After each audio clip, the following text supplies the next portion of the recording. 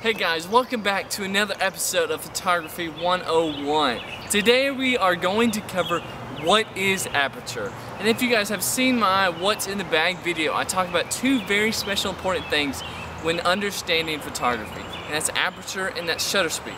And these two things don't go separate. They're hand in hand. You can't change one without changing the other. But today we're just going to focus on one, and that is aperture. So when you measure like a marathon per se, it's 26.2 miles I think, and you measure it in miles. Or if you're from somewhere else, not from the US, you measure it in kilometers, or you measure it in meters if it's smaller. But aperture, you measure aperture in a thing called f-stops. It ranges from about 1.2 to 22. Well, we're not going to deal with numbers. I'm not here to confuse you with all the numbers that you can get confused with, and a lot of beginning photographers get bogged down with the numbers. And today I'm going to make it as visual as possible, make sure it makes sense to you guys, that way you can actually use it and not just hear and be like, I had no idea what they're talking about. Because that's how I was. People tried to explain photography, or especially aperture, to me in numbers, and I was just like, what? I mean, it took me months to figure out what it even was, what it like meant for a picture, and what different apertures meant. And I'm going to explain it with these two things. And yes, they're funnels for cars or other sorts of stuff. But today we're going to show you how aperture works with these two funnels. Okay, let's figure out what aperture actually is. So let's say, in the easiest form, aperture is the size of the opening when you're taking a photograph. So it can either be big or small. Those are different sizes of the opening when you're taking a picture.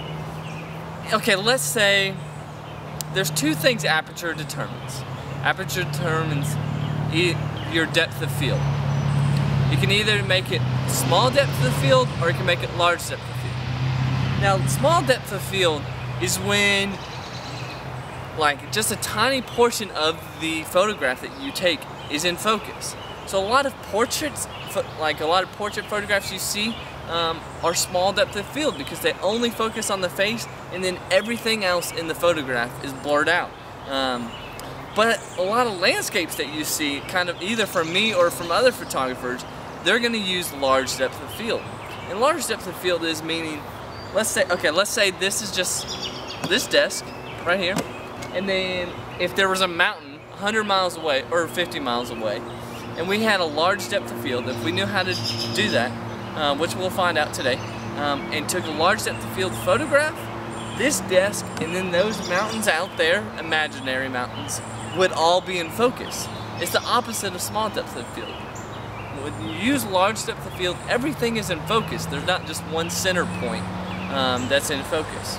So they're usually, mainly portrait photography are all small depth of field. Yeah, and then landscape and stuff like that is usually large depth of field. But break it down, large depth of field, a lot of the photograph is in focus. Small depth of field, only one portion of the photograph is in focus and then everything else is blurry. So let's figure out how to use large depth of field and small depth of field. If you remember, when I was explaining aperture, it's measured in f-stops. And I said it usually ranges from 1.2 all the way up to 22. The easiest way I can get you guys to remember it, and the easiest way for me to remember it, was the smaller the number, the small depth of field. The larger the number, the large depth of field. So that seems, it's gonna be kind of hard to get used to, but that really helps figuring out, oh, is this number large depth of field or is this number small depth of field? But just remember, the smaller number is the small depth of field and the larger number is the large depth of field. So I want you guys to look at this graphic really quick, and I hope it will help you understand aperture even more.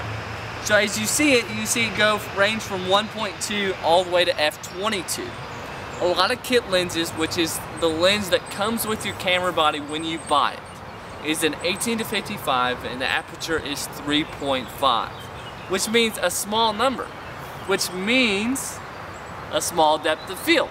I hope you guys are kind of clicking on. Let's get this. But as you go down the line, it goes all the way to f22, which is a large number, which is large depth of field. These circles below it is something we're going to cover in the next Photography 101 episode, which is shutter speed. These numbers affect your shutter speed. Like I said, they go together. They're hand in hand. When you change one, it changes the other. But we won't worry about that now. Let's just focus on aperture and our small depth of field and our large depth of field. So I'm going to give you guys a couple of examples because, to be honest, that's how I work. I need visuals. I don't need just someone standing here and telling me, hey, this is how it works, this is what it is, this blah, blah, blah. I need to see it. So that's what I'm going to show you today. Here is an excellent example of what small depth of field is. You can see that the small depth of field really focuses on just one part of the image. In this case, it's this flower. Everything else in the background is blurry. There's nothing in the photograph that is in focus besides this particular flower. And that's small depth of field. And you know what created that? Is a small number. Now let's go on to the large depth of field, which is a large number like f22. In this photograph, you can see that in the foreground, which is kind of this near part near, like kind of these rocks. And then that is still in focus. But also, what's in focus is also the background. Everything in this photograph is in focus. And like I said, what creates that photograph is the large depth of field. It's the foreground and the background, and they're both in focus. And we use that by using a large number, a large F number, like f22. I'm trying to keep the numbers as away as possible, but you have to use them to understand them. So those are two examples of small depth of field and large depth of field. There's going to be a couple examples that I want you guys to guess what it is.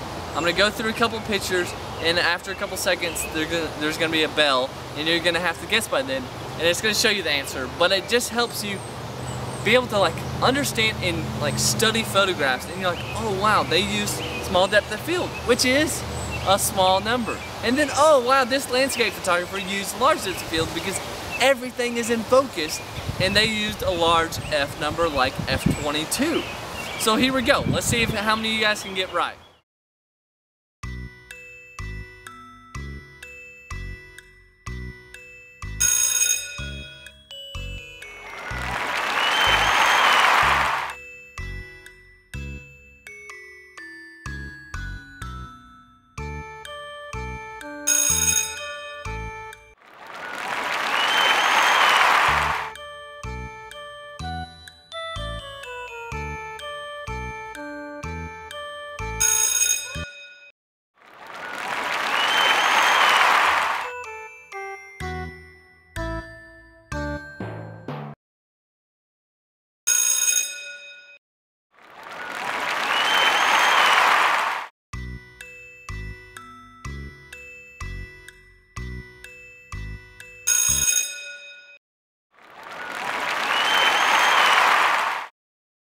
How many of you guys got all of those right? Well, if you did, let me know in the comments below, and I'll congratulate you or something.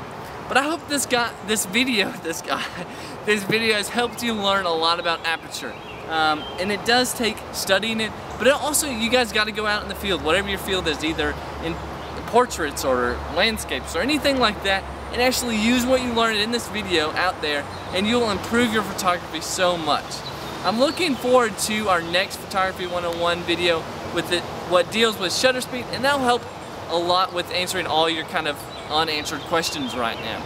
But until then, we will see you guys later. I hope you guys enjoyed the video and learned a lot. If you haven't gone to my new website that got launched a couple days ago on the 31st of May, go check it out. There's a link above in the top right corner. I hope you guys enjoy looking at it and reading the stories behind all the photographs. That's kind of that's my job. I'm telling you guys the stories behind the photographs. That's what I've always done, and that's what I love to do. So I hope you guys enjoy it, and I hope you guys have a great day. All right, you guys have a good one.